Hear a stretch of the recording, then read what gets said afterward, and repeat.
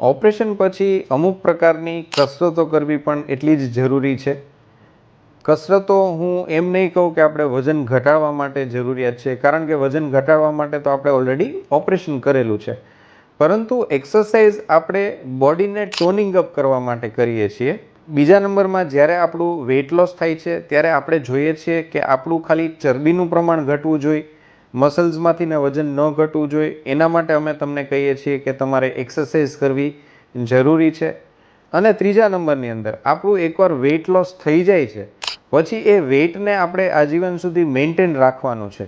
તો એના માટે પણ અમુક પ્રકારની એક્સરસાઇઝીસ જો આપણે કરશું તો તમે લાંબા ટાઈમ સુધી ફિઝિકલી ફિટ રહેશો.